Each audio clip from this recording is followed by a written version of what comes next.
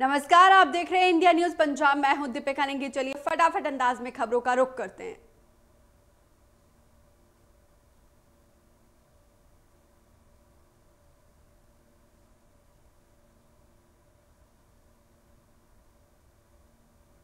दिल्ली में corona virus के मामलों में जबरदस्त उछाल है, जिसके बाद से चिंताएं बढ़ने लगी। इसी मसले पर सुप्रीम कोर्ट ने सुनवाई हुई है। कोर्ट ने चिंता जाहिर की है। सुप्रीम कोर्ट ने कहा कि पिछले कुछ वक्त से दिल्ली में कोरोना के कारण हालत बिगड़ रहे हैं। ऐसे में सरकार ने क्या व्यवस्था की है, उस पर विस्तार से हलफनामा दे।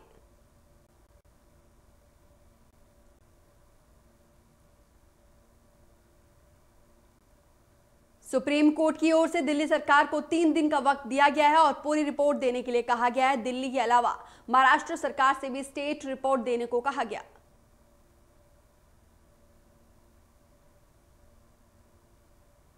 कोरोना की हालतों को लेकर प्रधानमंत्री नरेंद्र मोदी मंगलवार को सभी राज्यों के मुख्यमंत्रियों के साथ बैठक करेंगे।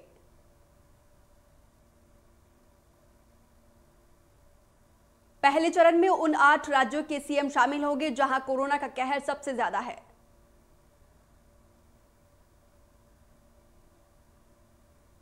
पीएम नरेंद्र मोदी 30 नवंबर यानी देव दीपावली के दिन वाराणसी जा सकते हैं। पीएम मोदी के संभावित कार्यक्रम को लेकर तैयारियां शुरू की गई है।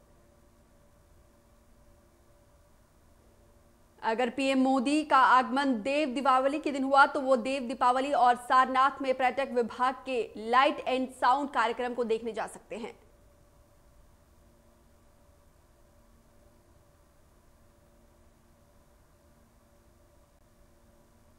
बीजेपी 2024 के लोकसभा चुनाव की तैयारी में जुट गई। बीजेपी के राष्ट्रीय अध्यक्ष जेपी नड्डा अगले 120 दिनों के लिए देश के हर एक राज्य का दौरा करेंगे। इस यात्रा के दौरान बीजेपी के अध्यक्ष सभी राज्यों में रुकेंगे और पार्टी संगठन को मजबूत बनाने के लिए दिशा निर्देश जारी करेंगे।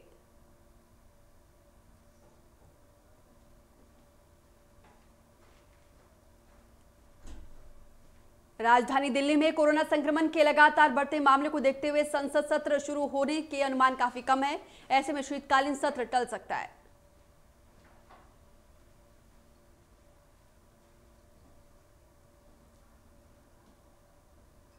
प्रधानमंत्री नरेंद्र मोदी ने वीडियो कॉन्फ्रेंसिंग के जरिए सांसदों के लिए नए आवास का उद्घाटन किया। दिल्ली के बीएड मार्ग पर कुल 76 नए फ्लैट्स बनाए गए हैं, जिसका इस्तेमाल सांसद करेंगे। पीएम मोदी ने कहा कि इन फ्लैट्स में हर वो सुविधा दी गई है जो सांसदों को काम करने में आसानी होगी। दिल्ली में सांसदों के लिए भवनों के लिए दिक्कत काफी वक्त से हो रही थी। सांसदों को होटल्स में रहना पड़ता था, जिससे काफी आर्थिक बोझ बढ़ जाता था। पीएम मोदी ने कहा कि दशकों से चली आ रही समस्या को टालने के लिए ये खत्म नहीं होगी। देश में वॉर मेमोरियल, पुलिस मेमोरियल समेत कई ऐसी योजनाएं हैं जो बरसों से अटकी हुई थी, लेकिन बीजेपी ने सभी अटकी हुई योजनाओं को पूरा किया।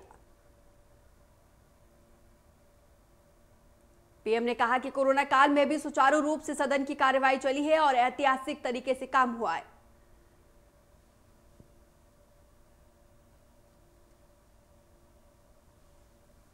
दिल्ली में तापमान में गिरावट आई है। पहाड़ी इलाकों में बर्फबारी शुरू हुई। जम्मू कश्मीर के पीर पंजाल पर्वत श्रृंखला में बर्फबारी हुई, जिसका असर मैदानी इलाके में देखने को मिला है।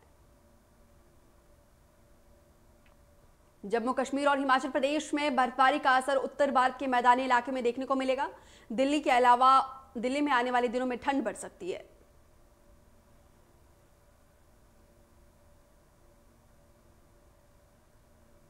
ब्रिटेन में रह रहे पीओके के सामाजिक कार्यकर्ता अमजद अयूब मिर्जा ने दावा किया है कि पाकिस्तान सेना ने नीलम घाटी के नागरिक क्षेत्रों में तोपें तैनात की है। यहीं से पाकिस्तानी फौज सीमावर्ती जम्मू कश्मीर में गोलाबारी करता है।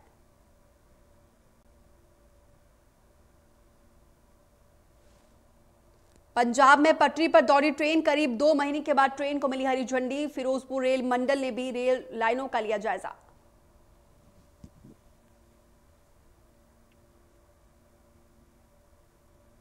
लोक इंसाफ पार्टी के अध्यक्ष सिमरजीत सिंह बैंस ने एक महिला पर दुष्कर्म का आरोप लगाया, जिसके खिलाफ लुधियाना और पटियाला में विरोध प्रदर्शन किया गया।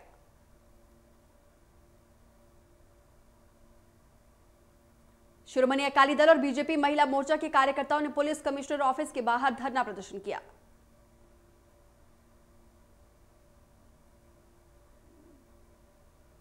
फाजिल्का के अबोहर में किन्नू मंडी लंबे समय से फसल खरीद में हो रही लूट के खिलाफ किसान यूनियन एकता सुदपुर ने व्यापारियों और आढ़तियों के खिलाफ धरना प्रदर्शन किया। किसानों की मांग है कि या तो ये लूट की वारदात को कम किया जाए या फिर कुछ समय के लिए मंडी को बंद कर दिया जाए। किसानों ने पंजाब कांग्रेस के प्रदेश अध्यक्ष सुनील जाखड़ को आड़े हाथ लेते हुए कहा कि उनके होते हुए इस तरह की चीजें होना अचरज की बात है।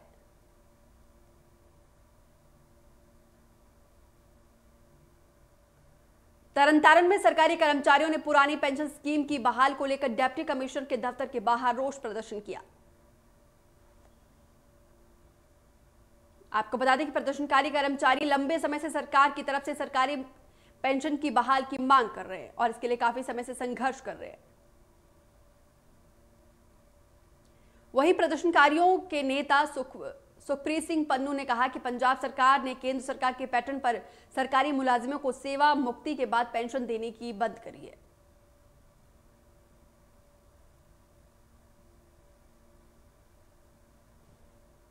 कृषि कानून के विरोध में किसानों की तरफ से लगातार धरना प्रदर्शन किया जा रहा है। पिछले 53 दिनों से किसानों की तरफ से पंजाब के पेट्रोल पंप और टोल प्लाजा के साथ साथ बीजेपी नेताओं के दफ्तरों और घरों का घेराव जारी है। किसानों ने फिलहाल ट्रेन रोको आंदोलन पर विराम लगा दिया है, लेकिन केंद्र सरकार की तरफ से आश्वासन दिया गया है। वहीं केंद्र सरकार की तरफ से 3 बार मीटिंग की गई और लेकिन उसका कोई हल नहीं निकला। उसके बाद से किसान जो है 26 और 27 नवंबर को दिल्ली कूच करने का ऐलान कर चुके हैं।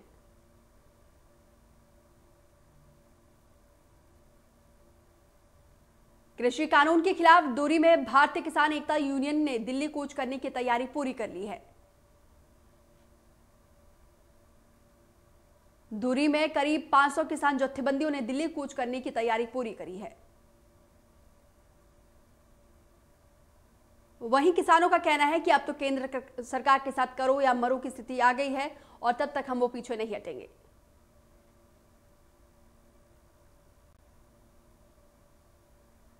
Ludhiana Punjab roadways PUNBUS contract workers union के प्रधान भगत सिंह ने ट्रांसपोर्ट माफिया पर गंभीर आरोप लगाए हैं।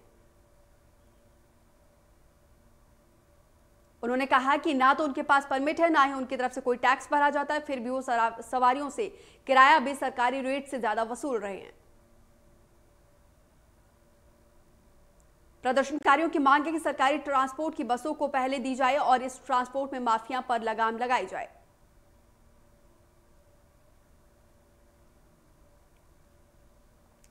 फाजिल्का में अक्स नाटक संस्था ने नुक्कड़ नाटक के जरिए शहर को साफ सुथरा बनाने का बीड़ा उठाया है।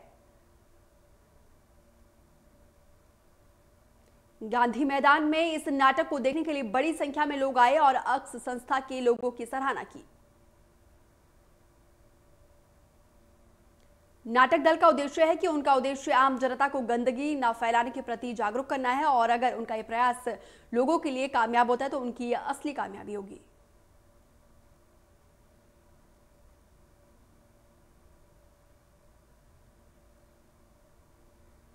श्री मुक्तसर साहिब में श्रद्धालुओं ने नामदेव भवन में शिरोमणि भगत बाबा नामदेव जी के 750वें जन्मदिन को धूमधाम से मनाया।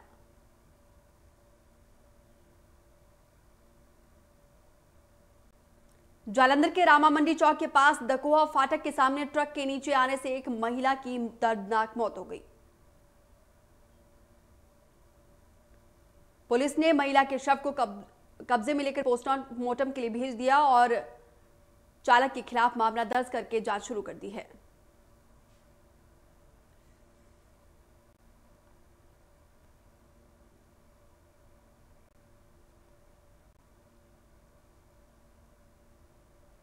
समराला में गहने लूट करने वाले गिरोह एक बार फिर से एक्टिव हो गए। समराला के मुख्य चौक पर गिरोह ने बुजुर्ग महिला के से गहने लूटे। बुजुर्ग महिला ने पुलिस को इस बात की शिकायत की है और वहीं पुलिस से गिरोह का पर्दाफाश करने की जांच की है।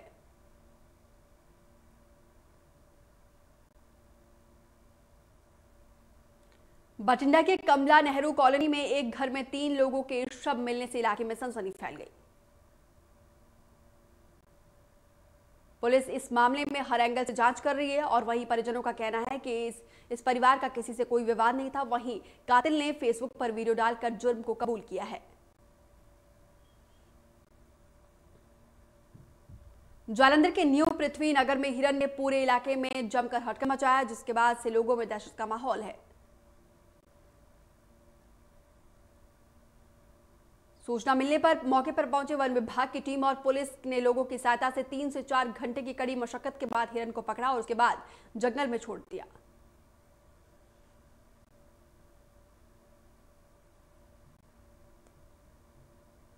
शिमला में मंत्रिमंडल की अहम बैठक हुई। जयराम सरकार ने स्कूलों को 31 दिसंबर तक बंद करने का ऐलान किया। प्रदेश में कोरोना की स्थिति को देखते हुए मंडी, शिमला, कांगड़ा और कुल्लू में 24 नवंबर से नाइट कर्फ्यू लगेगा। कर्फ्यू रात के 8 बजे से लेकर सुबह के 6 बजे तक रहेगा। कोरोना के नियमों का सख्ती से पालन करना होगा और मास्क नहीं पहनने पर 1000 का जुर्माना लगेगा। सरकारी कार्यालयों में 50-50 का फार्मूला के तहत कामकाज होगा और परिवहन और निजी बसेस में 50% क्षमता के साथ चलेंगी।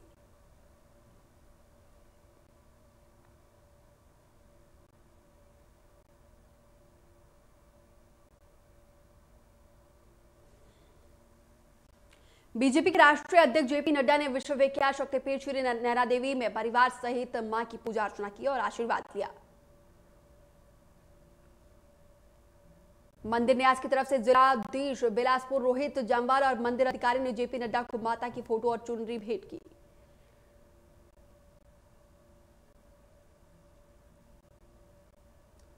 बीजेपी ने शिमला में वर्चुअल माध्यम से बैठक का आयोजन किया। बैठक की अध्यक्षता बीजेपी प्रदेश प्रभारी अविनाश राय ने की। बीजेपी 2022 के लिए रोड मैप तैयारी में जुटी है।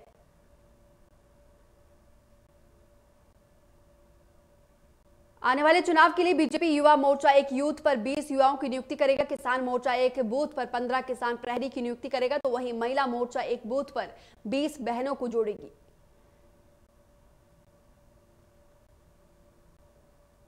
बूथ स्तर पर कार्यकर्ता लाभार्थियों से संपर्क करेंगे और केंद्र और राज्य सरकार की योजनाओं को जन जन तक पहुंचाएंगे।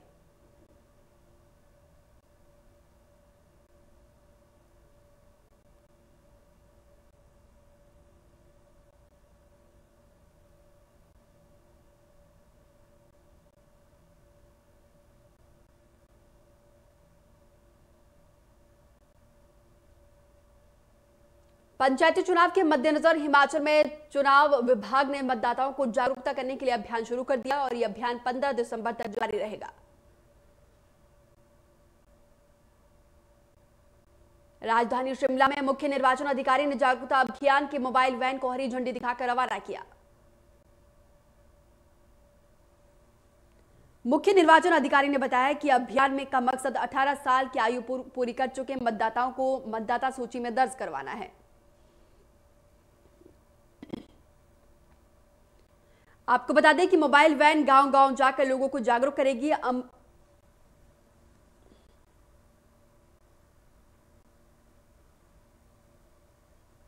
नगर परिषद कुल्लू में अमृत योजना के तहत करोड़ों रुपए से विकास कार्य किए जा रहे, तो वहीं विकास से स्थानीय लोगों को काफी फायदा मिलेगा। कुल्लू के वार्ड नंबर 5 में बन रहे पार्क का निर्माण कार्य भी जल्द पूरा किया जाएगा और जनता को समर्पित कर लिया जाएगा। पार्क में बच्चों को खेलने के लिए कई तरह की सुविधाएं दी जाएगी और किनारे पर पैदल चलने के लिए एक ट्रैक भी बनाया गया है।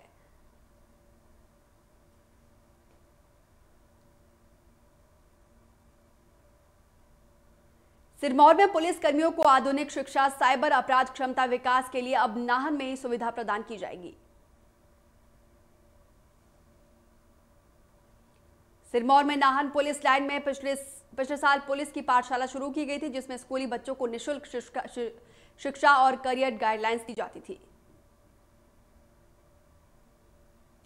पुलिस अधीक्षक डॉक्टर खुशहाल शर्मा ने बताया कि पुलिस कर्मियों को जानकारी और अपडेट करने के मकसद से अब पुलिस पाठशाला शुरू की जा रही है।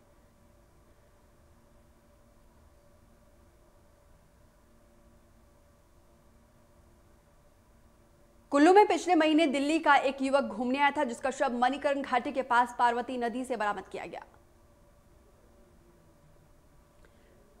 शव की पहचान रविंद्र रावत के रूप में हुई है। पुलिस ने शव को पोस्टमार्टम के बाद पोस्टमार्टम के बाद परिजनों को सौंप दिया है।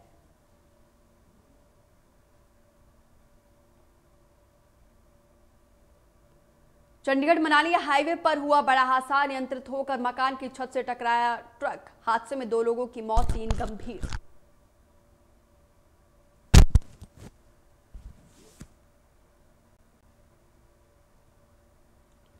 चौबीस घंटे में देश में मिले कोरोना के 44,000 से ज्यादा नए केसेस। 510 मरीजों ने गंवाई जान।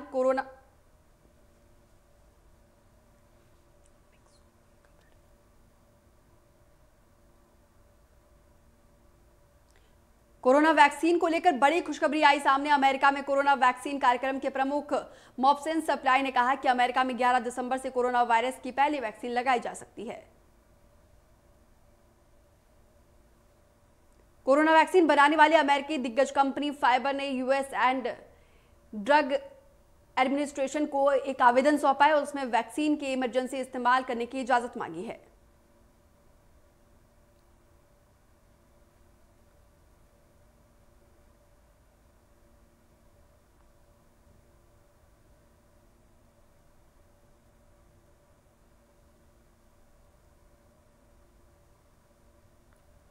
पूरी दुनिया में कोरोना के आंकड़े 5,89,00,000 के पार। अब भी 13,93,000 से ज्यादा मरीजों ने गंवाए जान। पूरी दुनिया में अब तक 1,68,00,000 से ज्यादा एक्टिव केस।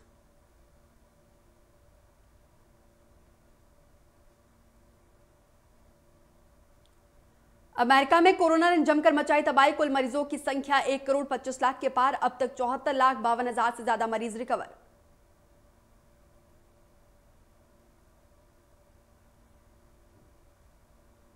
कोरोना के मामले में पूरी दुनिया में तीसरे नंबर पर ब्राजील। अब तक 1,69,000 से ज्यादा मरीजों ने कोरोना के चलते गंवाई जान। कुल मरीजों की संख्या 60,71,000 के पार।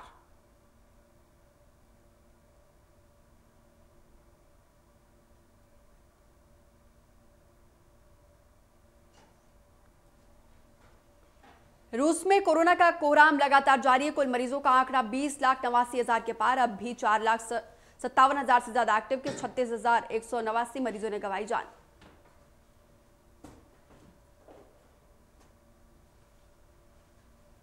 देश में 24 घंटे में मिले 44,404 नए केस। 510 मरीजों ने गंवाई जान। 91,40,000 से ज्यादा टोटल केसेस हुए। 4,43,000 से ज्यादा एक्टिव केस।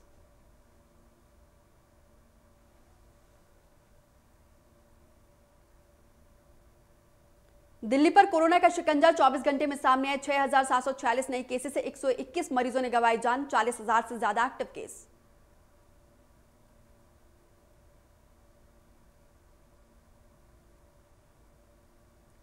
महाराष्ट्र में कोरोना से एक दिन में 50 मरीजों ने गंवाई जान। कुल मौत का आंकड़ा 46,623 के पार। अब भी 81,512 से ज्यादा एक्टिव केस।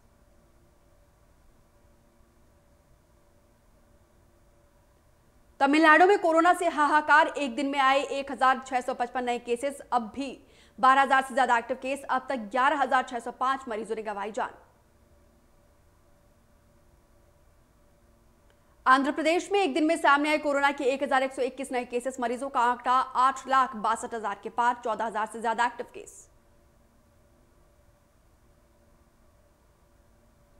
उत्तर प्रदेश में कोरोना से लोगों का बुरा हाल। एक दिन में सामने आए 2,557 नए केस। अब तक 4,95,415 मरीज हुए रिकवर। 23,000 से ज्यादा एक्टिव केस।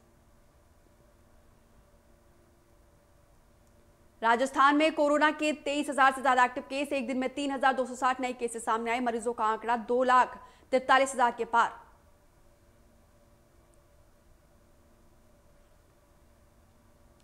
राजस्थान में कोरोना के बढ़ते मामले पर अंकुश लगाने के लिए जयपुर समेत 8 जिलों पर लगाया गया नाइट कर्फ्यू। मास्क नहीं पहनने पर जुर्माना भी डबल कर दिया गया है।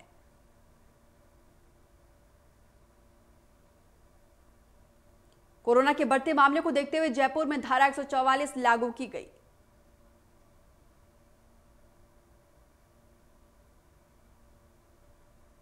छत्तीसगढ़ में 24 घंटे में कोरोना के 1,748 नए केसेस मिले। रायपुर में सबसे अधिक 322 केसेस मिले, तो वहीं कोरोना से 931 मरीजों ने कोरोना को मात दी। छत्तीसगढ़ में कोरोना के अब तक 2,23,436 केसेस हैं और अब तक कुल 1,99,311 मरीजों ने कोरोना से जंग जीती है। प्रदेश में कोरोना के 2,732 लोगों की मौत हो चुकी है। हरियाणा में कोरोना के 2,289 नए केसेस मिले, 25 मरीजों ने गंवाई जान। कुल संक्रमितों का आंकड़ा 2,17,000 के पार।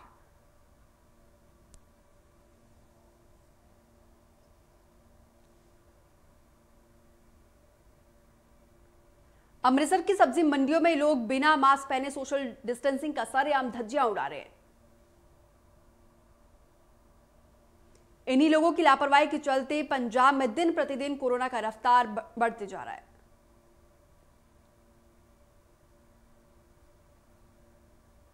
पंजाब में कोरोना का कोहराम जारी है। प्रदेश में संक्रमितों का आंकड़ा 1,46,346 के पार। एक्टिव मामलों की संख्या 6,07,724 के पार। अब तक पंजाब में 4,000 से ज्यादा मरीजों ने गंवाई जान।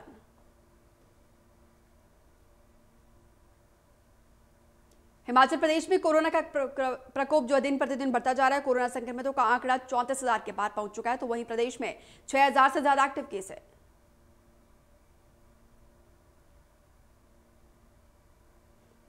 हिमाचल प्रदेश में 27,000 से ज्यादा मरीजों ने कोरोना को मात दी, तो वहीं 530 मरीजों ने कोरोना के चलते गंवाई जान।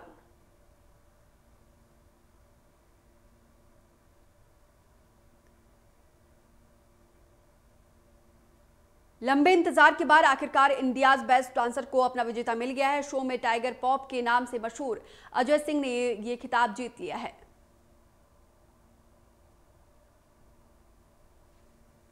फिल्म अभिनेत्री अनुष्का शर्मा एक बार फिर से सेट पर लौट आई है। वो एक एड के शूट के लिए स्टूडियो में आई है। अभिनेत्री अनुष्का लगातार 7 प्रोजेक्ट्स के लिए शूट करने वाली है।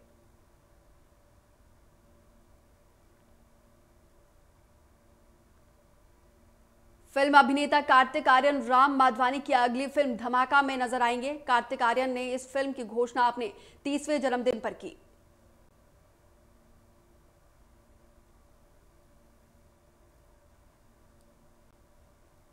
फिल्म अभिनेत्री मंदाना किरीमी जल्द फिल्म कोका कोला में नजर आएंगी। हाल ही में मंदाना फिल्म कोका कोला में काम कर रही थी और उन्होंने आरोप लगाया था कि फिल्म के सेट पर आखिरी दिन उन्हें प्रताड़ित किया गया।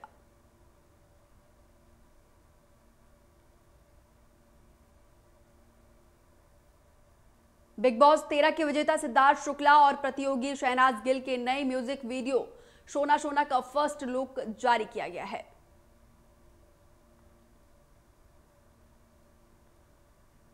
अर्जुन कपूर ने कुछ समय पहले लैंगिक समानता में सुधार लाने और आत्मनिर्भरता के विकास के लिए फूड डिलीवरी स्टार्टअप फूडक्वाल्स में निवेश किया है।